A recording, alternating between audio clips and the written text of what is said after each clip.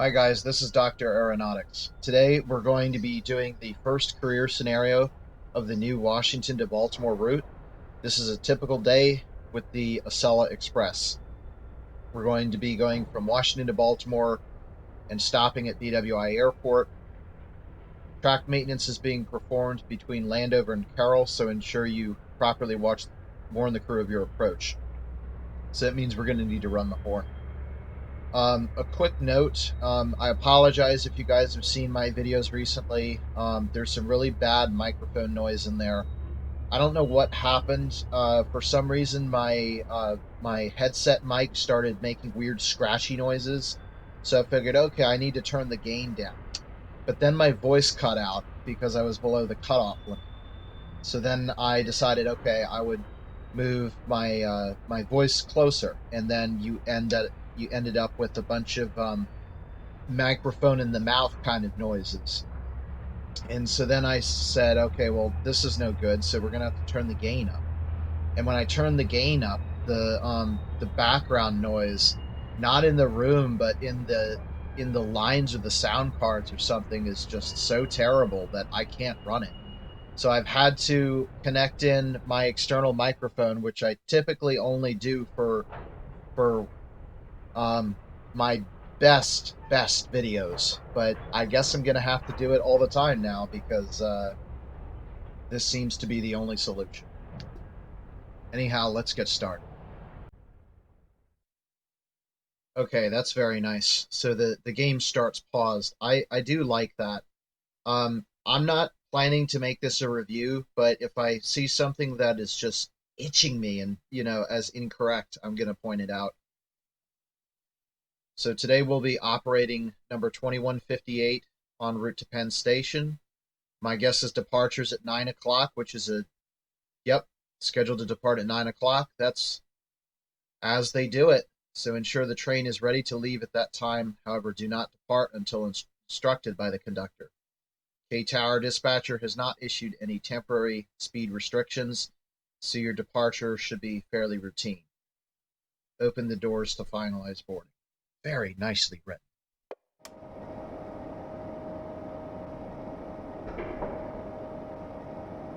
Okay.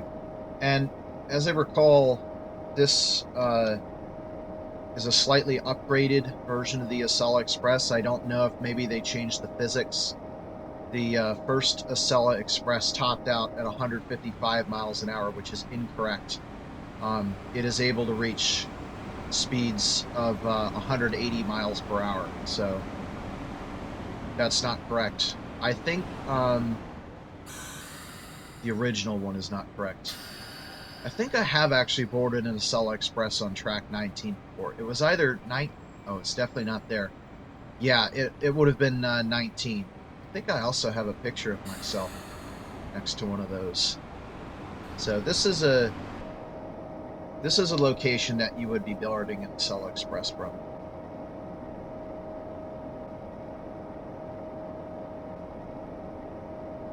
Let's see, we got to make sure our pantograph is up. Actually don't know how to read that one. I'm used to the train simulator. Yep, pantograph's up. Okay, so we'll go ahead and, like it said, get the train ready to leave. And we're waiting for a signal from the conductor. I'm guessing that's around 9 o'clock.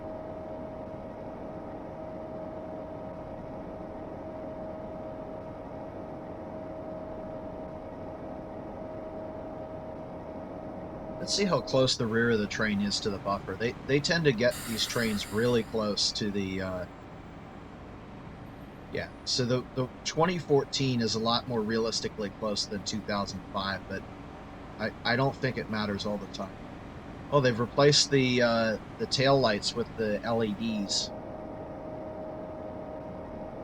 Can't remember if that was done in real life, but ironically enough, the fastest train on the NEC uses the oldest type of lights that there is.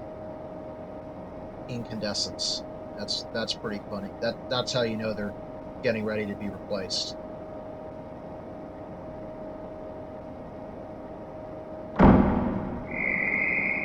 Okay, ready to depart Washington, proceed on signal indication. So we're looking for a signal up there. Okay, we have the signal.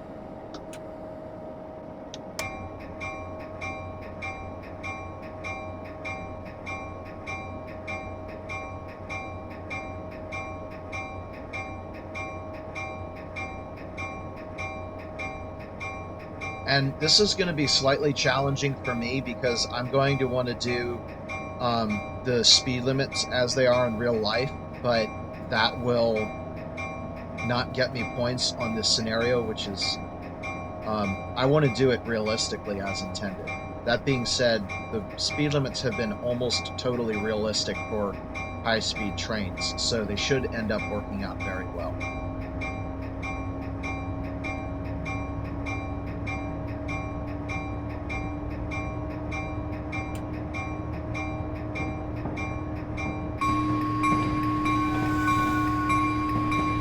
So as for the sky, let's see, it's a little bit teal. That's kind of what you would expect in the summertime. And based on the foliage, I'm going to say it is summertime. So I'm cool with the way the sky looks right now. Very nice job with the environment.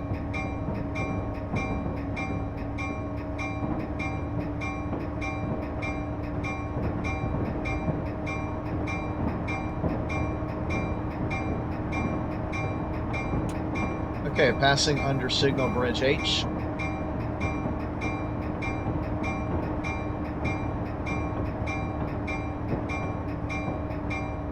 And as you can see, these speed limits are set exactly as they appear in text, which is from signal bridge H to signal bridge J, 20 northbound, 15 southbound. And then this right here is signal bridge J. Signal bridge J is 45 miles an hour.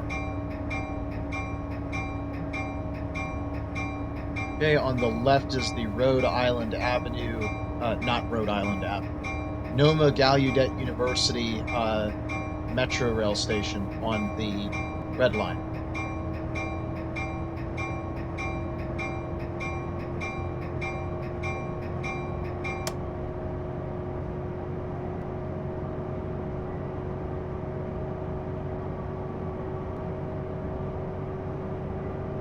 Okay, there's signal bridge J, 45 miles an hour. And I don't want to get dinged for improper horn usage, so most trains would typically, you know, signal their horn here. I'm not going to, unless I'm told to.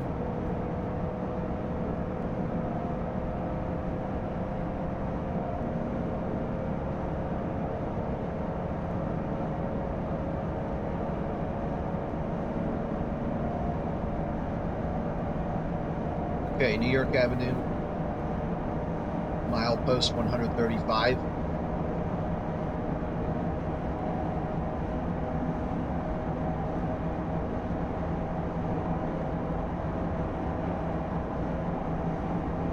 I do apologize about the frame rate. I am producing a video at the same time this is being recorded, so it's probably cutting my frame rate in half.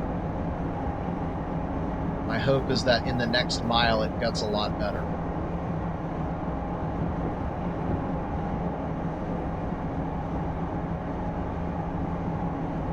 Okay, CP Avenue. These trains over here are probably a mix of MARCs and VREs. Okay, there's CP Avenue, so we are good to go 95.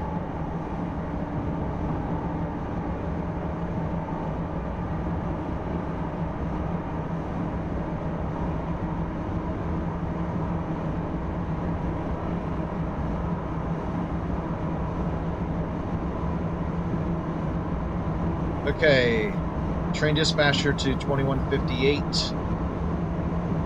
This is 2158 over. There is a work crew between Landover and Carroll at milepost 128. Sound horn when approaching. Starting at south limits Landover over. And Roger, TTC1 over and out.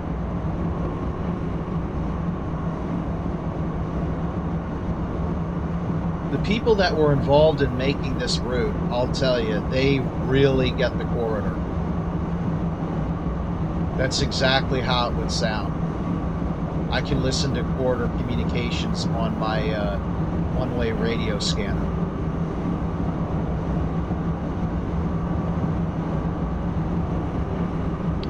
Okay, we are past the curve, so we're up to 125. So let's see, south limits Landover to 128. So that's basically once we see the Chevrolet Metro station, that's when we're going to want to start sounding the horn. And I'm close enough to the NEC that I actually hear the horns being sounded for maintenance away crews. So I can actually do that myself. There's a southbound MARC train. Okay, Anacostia River, and we're entering the state of Maryland right now.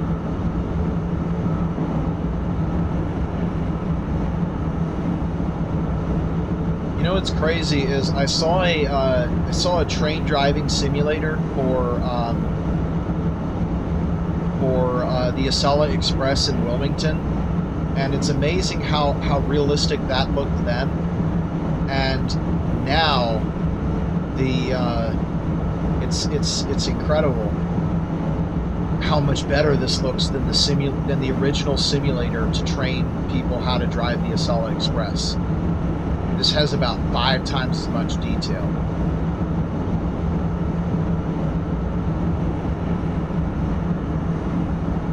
Okay. So we've got a reduction to 110, and then the curve at milepost 128. That's milepost 129, so just a little bit further. Let's go minimum reduction to get down to 100 miles an hour. And our trackside friends are going to be coming up soon.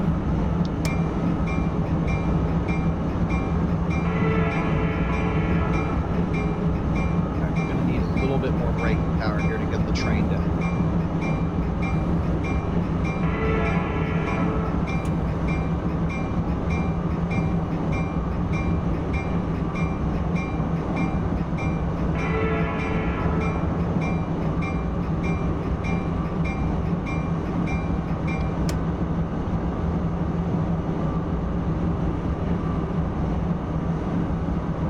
Past the work zone, and speed has gone back up to 125.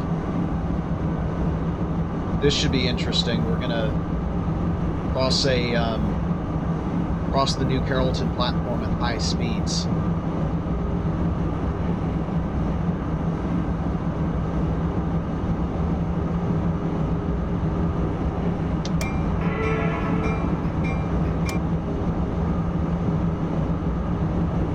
Moved up just a little bit.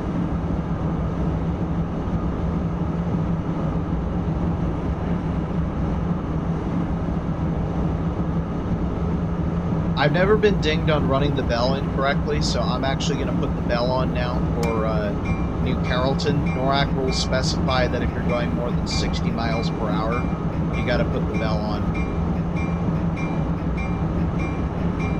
Okay, that is an approach medium signal. But I'm not getting it in the cab. So you're supposed to govern the movement of the train based on the cab signal, which has not changed. So I'm assuming that it's not going to. Okay. All right, this frame rate isn't going away, so I'm going to turn the light off to try and make things a little bit better here.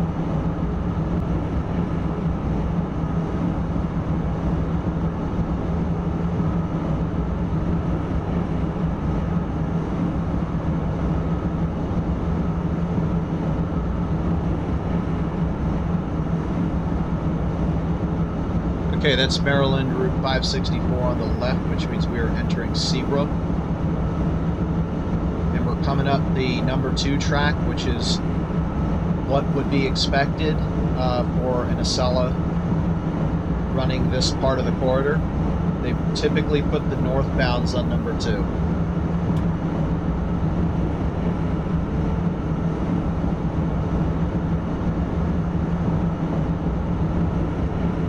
Let's see if we can get the, that should be cruise control. Let's see if we can get the cruise control working here.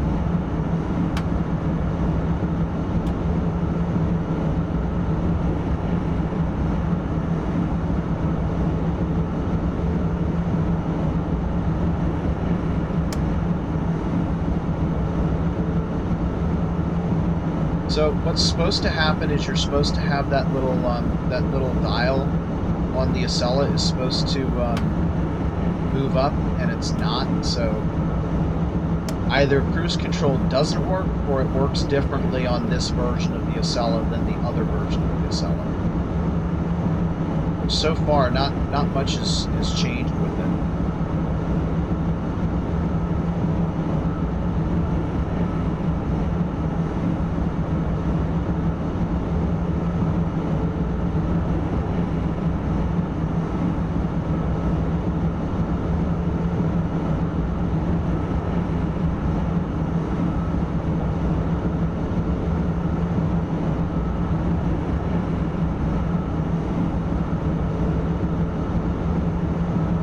Might be able to try messing with it when we get to DWI. So coming up is one of the longest straight track sections, and a really great place to train spot right in through here.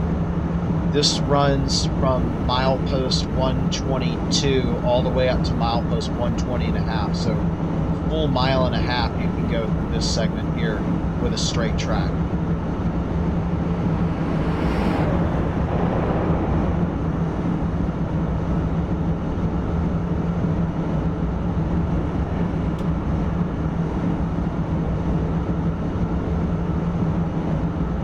We've pretty much got the train settled in at about 124 miles an hour, so I'm happy with this speed here.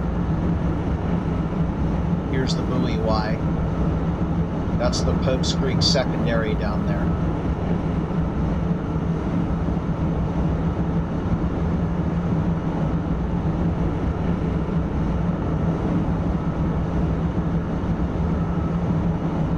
Okay, we're coming up on the Bowie State University station.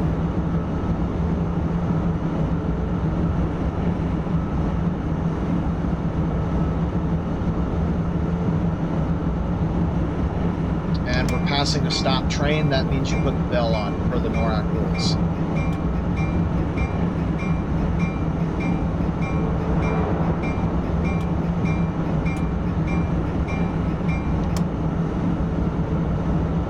This is kind of weird. We're accelerating down a hill at a 1% grade. I don't think that's realistic. When you're going 125 miles an hour, I would be really doubtful that there was too little wind resistance to actually have you accelerate on a 1% downhill. I mean, that is a ton of air that you're pushing out of the way at 125 miles per hour. And that's so high a speed, it actually shows up on a Mach meter. Crossing the Patuxent River, we're in Anne Arundel County now. So let's see, 125 over 760, which is the speed of sound. Yeah, this is Mach 0.16. So in other words, 1/6 of the speed of sound, and the Doppler shift is incredible, let me tell you.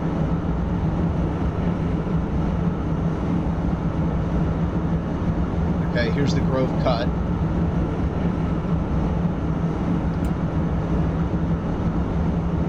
So it says I'm speeding, but my gauge says 125 miles per hour, so I'm not sure why it's doing that. Typically it would only say that you're speeding once you reach 126 miles per hour.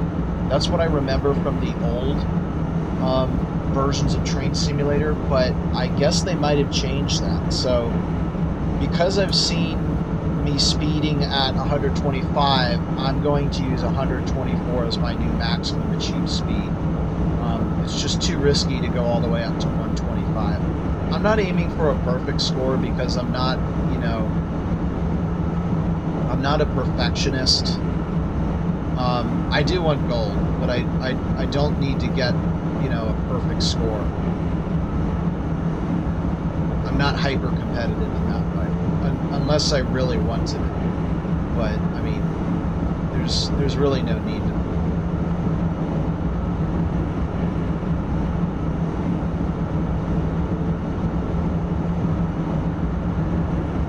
Okay, so they are probably going to route us over at Grove because I think there's not really any other options at this point. So I'm going to look at that not heads up display, the cab signal display, because we are getting close to where we are going to have to make a move to get over to the number 1 track so that we can stop at BWI. There it is. There's an 80. So I think what should have happened there is this is the Odenton station. We're coming up to Grove Interlocking. What should have happened is when we passed that previous signal, we should have gotten a cab signal indication telling us to decelerate, and we did not get that. So I think that's a little bit in error. But anyway, we're coming up to our 80-mile-per-hour crossover. So I'm going to make a deceleration to 80 miles per hour for said crossover.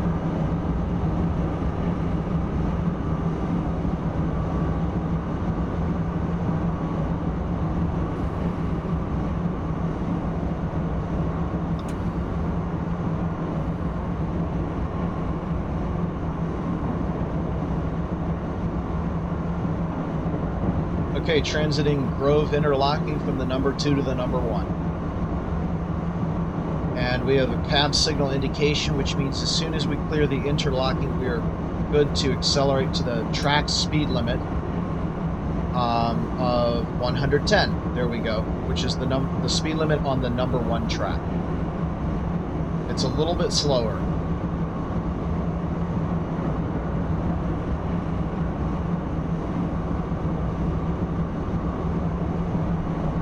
Let's see, that's the town of Severn there.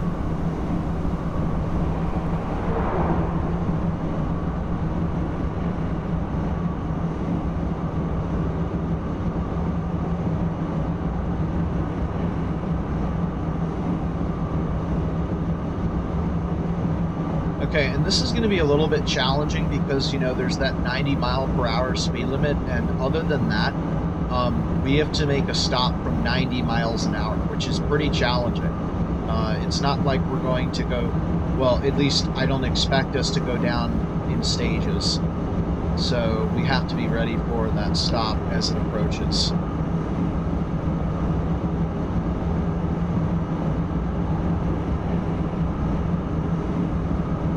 So you'll notice in some places the catenary poles are a lot wider than the tracks. That's because there used to be a 4th track, and hopefully one day there will be. There is a strong effort to get this section of the line to quadruple track.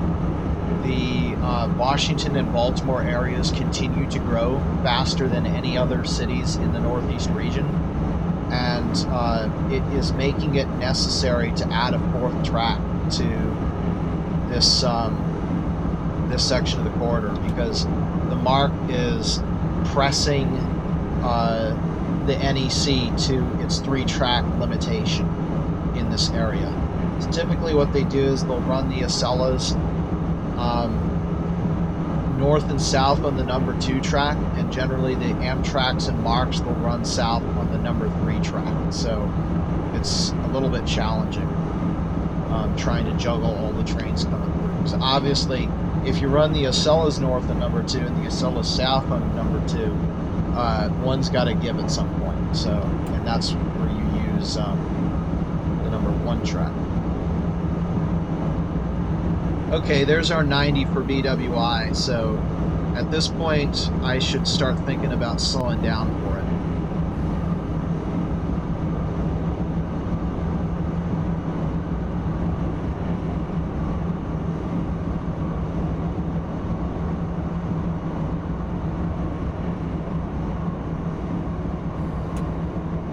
Okay, this is the approach lights for BWI runway 10.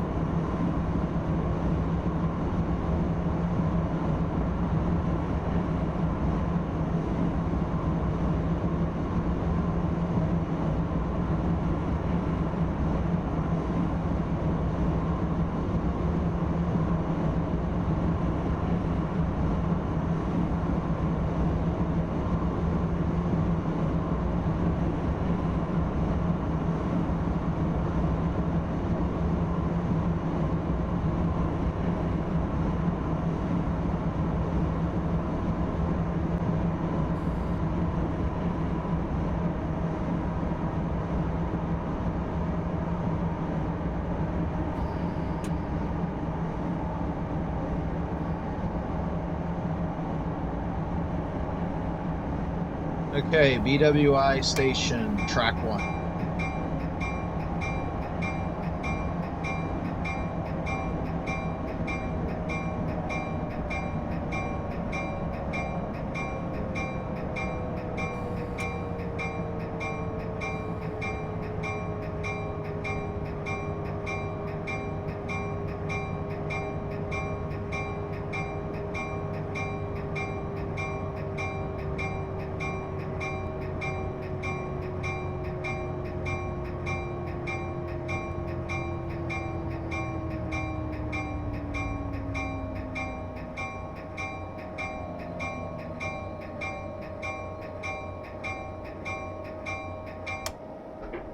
Okay, I'm loading at this point. Let's take a little bit of a look around since we got some time. So let's see, 9:20. I think that's a little bit, that's pretty close to the actual timetable time.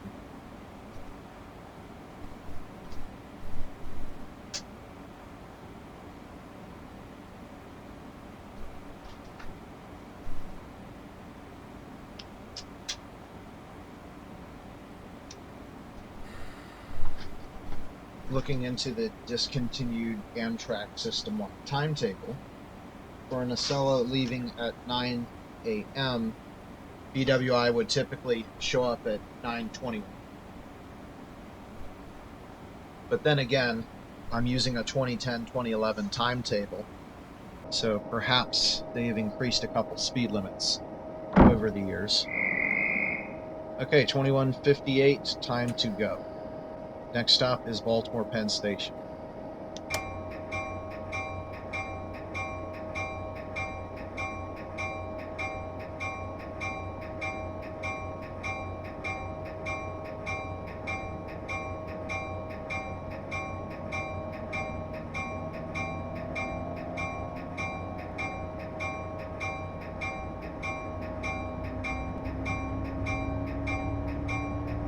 So as for the stopping time, I have to say that's realistic. And you know what I just realized? The station departure is what's listed on the timetable, not the arrival. But what was listed on my scenario is the time we arrived. But we closed the doors and departed at 9:21, exactly as the schedule indicated. So we are running this scenario using the actual timetable that I have in hand. This is fantastic.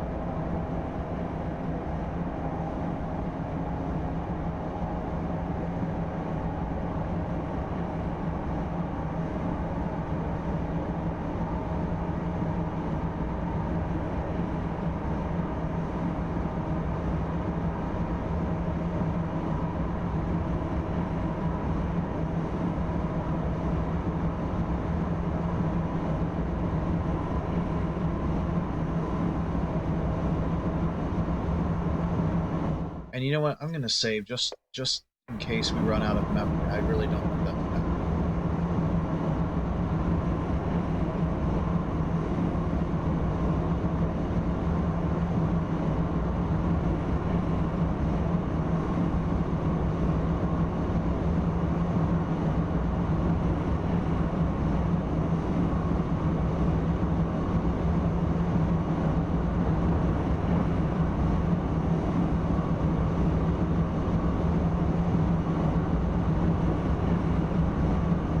Okay, coming up is the Patapsco River Bridge, and we're going to leave Anne Arundel County and enter Baltimore County. And Patapsco is right around here. It goes tidal. I'm not exactly sure if it's tidal or not by this point. The Anacostia was tidal, the Patuxent was not. The Patuxent is about, I want to say, 60 feet to 70 feet above sea level at the location we crossed it. We kind of flirt with the fall line in this area. You'll see that Gwynns Falls crossing is west of the Camden line, and therefore it's actually above the fall line, which is why there's such a huge drop from there.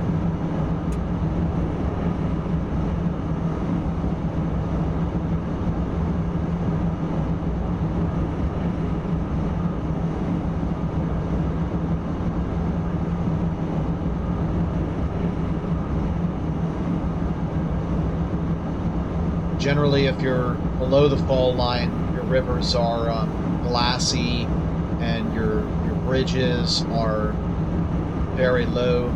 Just went under the Baltimore Beltway. And if you are in,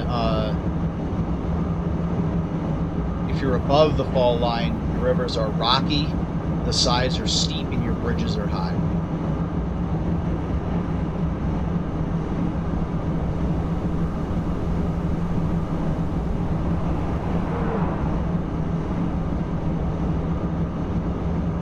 Okay, that's going to be I-95, and we're entering the city of Baltimore right around now.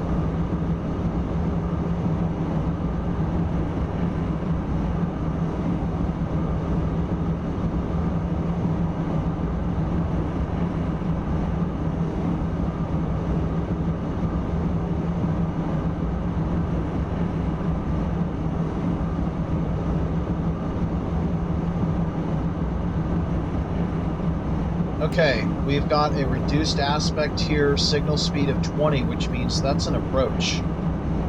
So we need to be down to 20 miles per hour by the time we hit the next signal.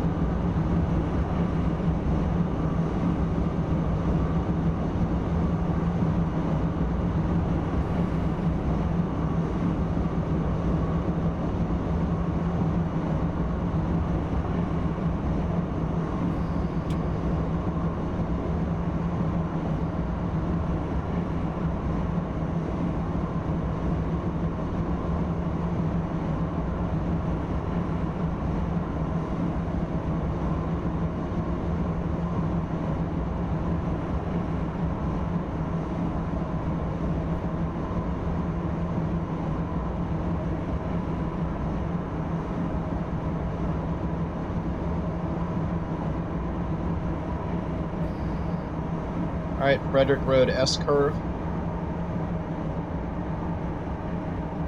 I think this is the last time I record and upload at the same time. Really messing with my frame rate here.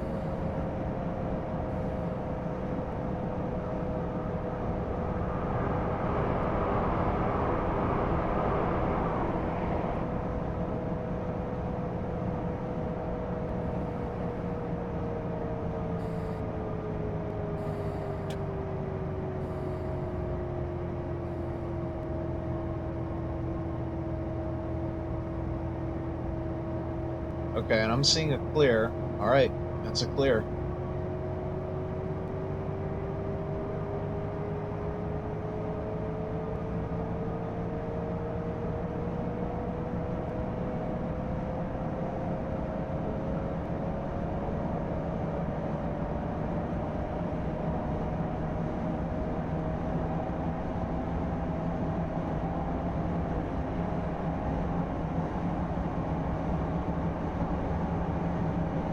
Here is the Gwynns Falls Viaduct.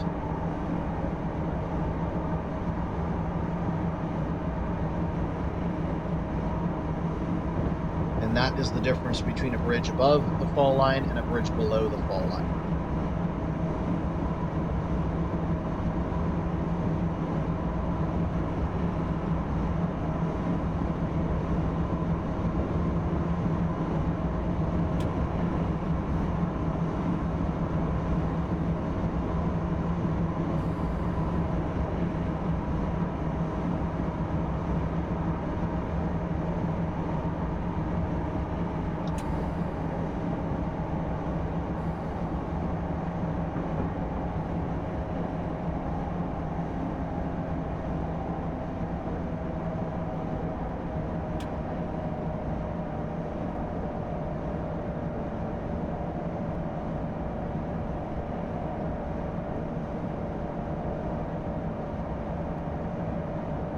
Yeah, I'm gonna have to be really careful in the B&P tunnel with my speed. Unfortunately, the Acela Express is either the brakes are either completely off, a little bit on, or completely on, and that's a little bit challenging for me. Where's my signal indication? That's a blank signal.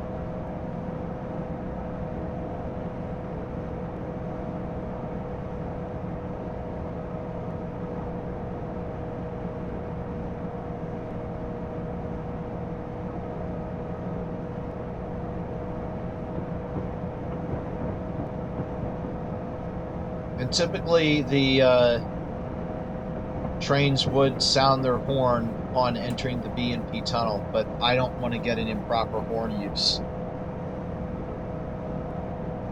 error, so I'm going to refrain from doing that.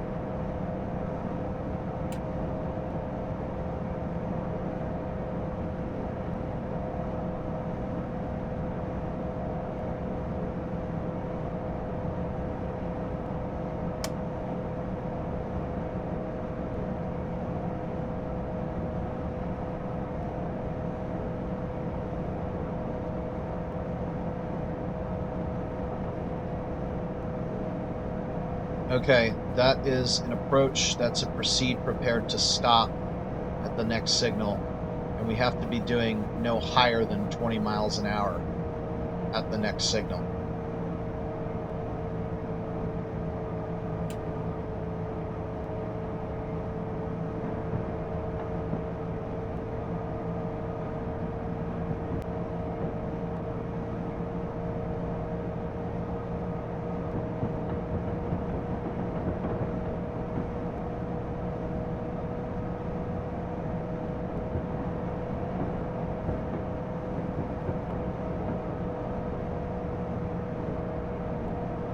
And here you go, a high-speed train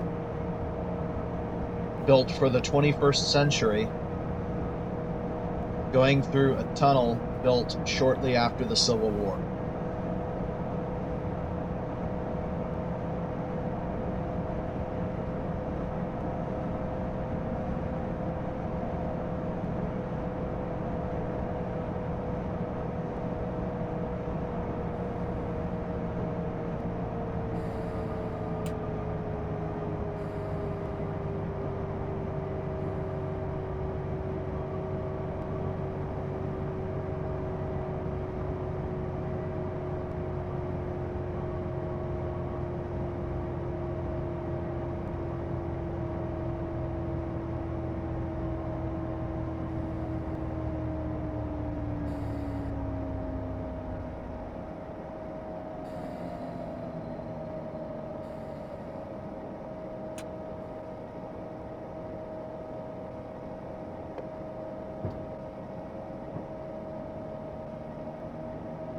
So you're supposed to govern the speed based on what the cab signal indication is, which is showing 20 right now.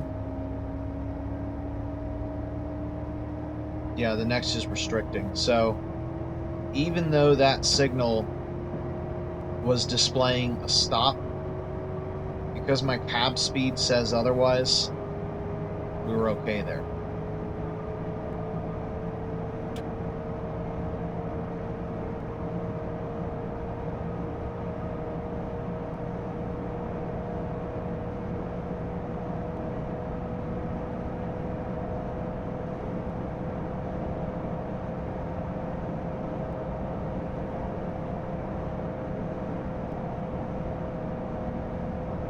Okay, opening up my timetable again. If I take a look at the time we're expected in Baltimore Penn Station, that's 9:34. So 9:33 would get you there within enough time to for that to be realistic.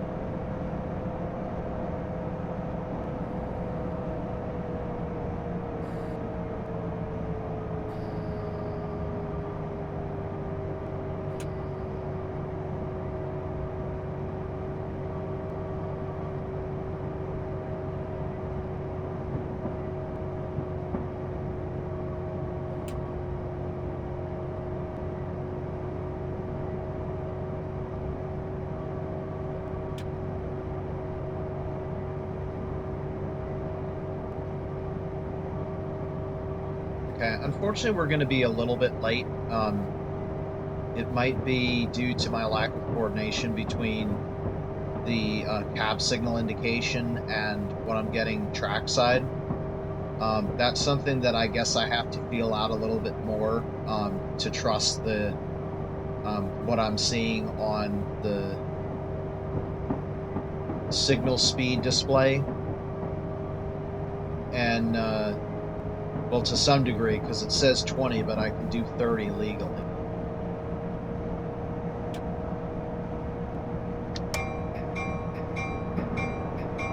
So I think if I do that, I'll be all right.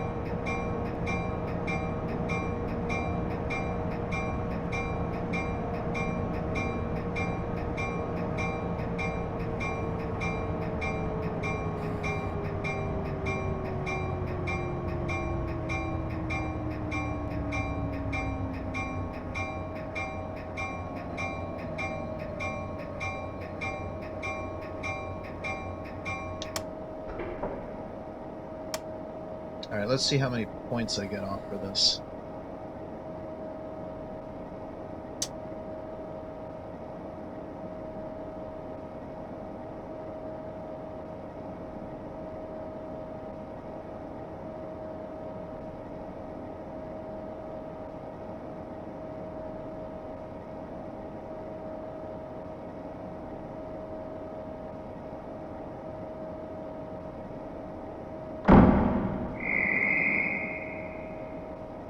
Cool. So Baltimore's not a crew change point, but it has to be in order to not run the train off the end of the simulation. So 85 points, that's probably not good enough for gold. Yeah, I scored a silver. So speeding's not so much an issue, so much as the signal indication problems between BWI and Baltimore Penn. That's something that I can get better on. I'm definitely going to do this one again because I definitely want to get them all gold, or I'll feel like I'm not, I don't have an appropriate grasp of material. So anyway, I hope you guys enjoyed this, and I will see you guys next time. Bye-bye.